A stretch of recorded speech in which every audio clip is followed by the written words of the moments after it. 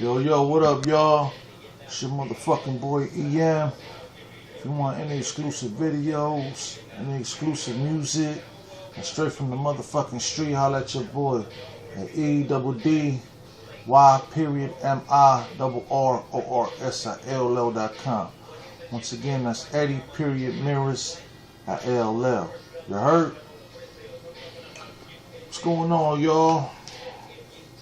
There's a lot of topics I want to touch on today as I move on forward with my interviews. This interview right here is based on Tupac versus Snoop. This is the truth about Tupac versus Snoop. But I'm going to touch on some other topics as we go on. So y'all just pay attention and walk with me. You heard? Okay, back in my last interview, I was talking about Tupac and Snoop had an argument on an airplane.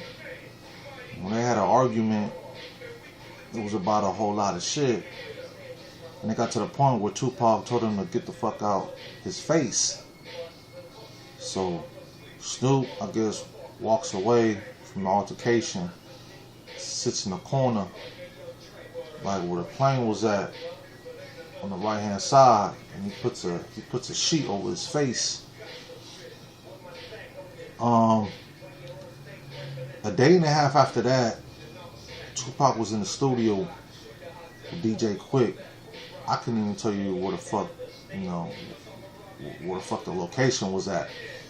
But Tupac was working on a song with Quick. It was pretty much in the studio, getting busy. And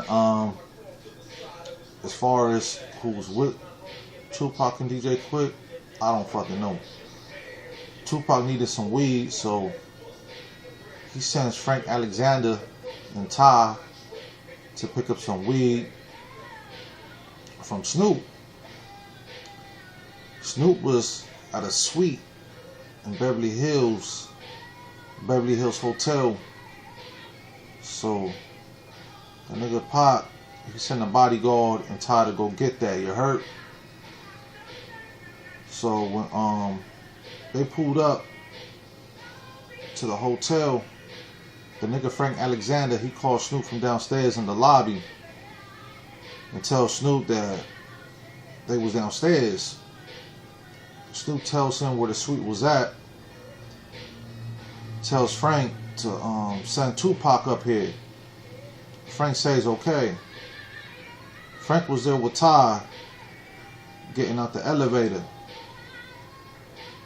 Ty walks ahead of Frank while Frank was waiting by the elevator, and Ty knocks on Snoop's door. He knocks on the suite, where he was at. A couple of knocks, you dig? So Snoop had a white bitch answer the door. She was half naked, So Snoop at the same time is tripping out the whole motherfucking shit. He's tripping about everything, you dig? So he looks at Ty with a crazy ass motherfucking look and tells Ty, where the fuck is Frank at, cuz? And Snoop had a 4-5 in his hand. Frank overhears the confrontation, and like Frank right away walks over there. He walks toward Snoop's door. So I advise you, all of this stuff that was going on, it didn't happen inside Snoop's suite. It happened like in the hallway.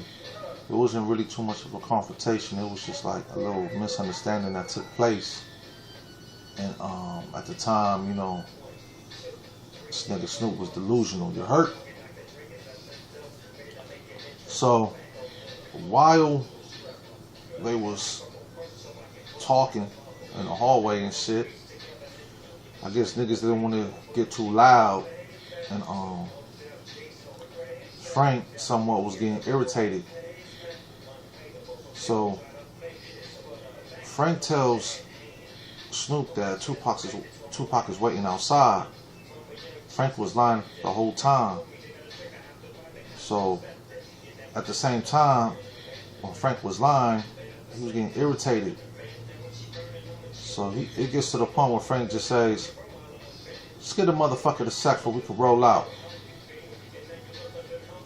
Snoop says, "Hell no, call Pac, cuz." Frank calls Tupac, but at the same time when he called Tupac, Frank starts walking away, talking to Tupac. Tupac didn't want to have nothing to say to Snoop. He didn't want to talk to Snoop. And he literally hangs up the phone in Frank's face. So Frank walks back and tells Snoop that Tupac is pretty much occupied. He's talking to Suge right now. So Snoop, I guess, they wrapped it up. As far as the sack, he wraps up the sack, He gives it to Ty, you dig?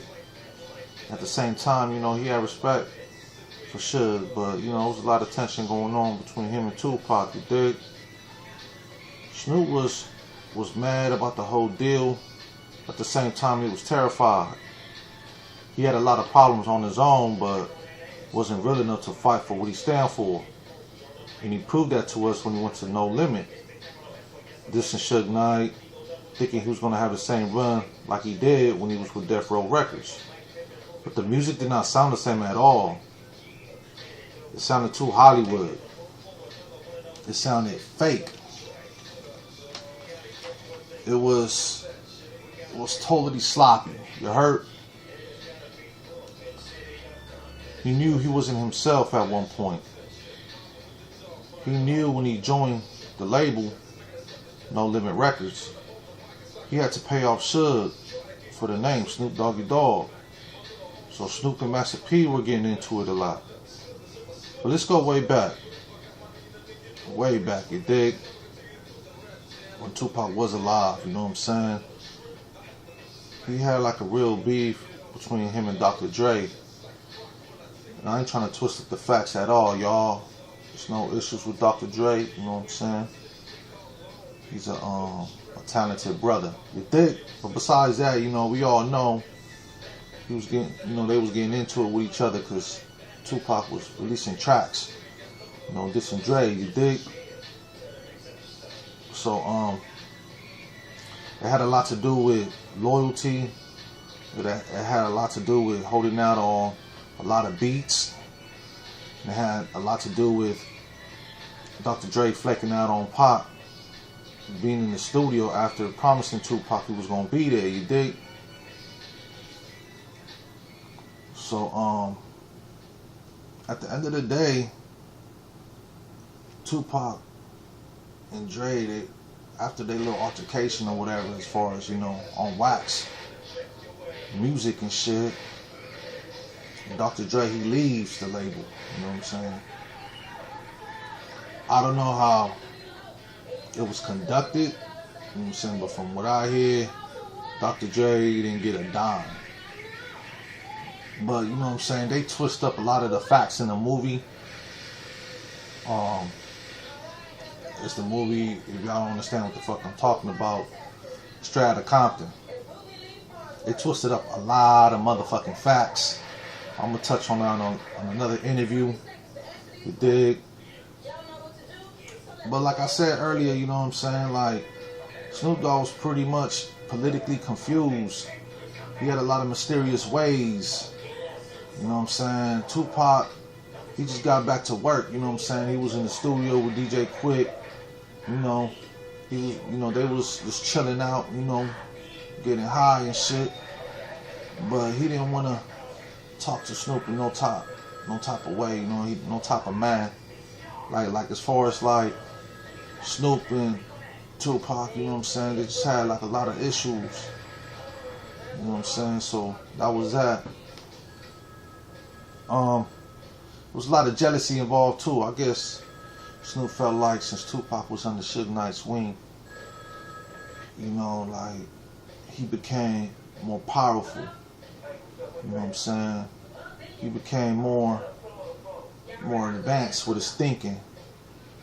He was very, very military minded. You dig?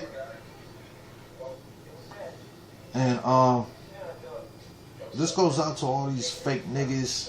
And what I mean by fake niggas, a lot of motherfuckers is coming out sounding like Pac, trying to look like Pac, trying to take Tupac's beats, trying to mix up their lyrics with Tupac's lyrics, and just all in fucking Tupac's business, like little broads. And the point I'm trying to make out of what the fuck I'm talking about is, I had a lot to do with that little run, because a lot of bodyguards that worked with Tupac and Snoop, a lot of those same bodyguards was working for Shaka Khan. A lot of those same bodyguards was working for Mariah Carey. A lot of those same bodyguards was working for Bobby Brown.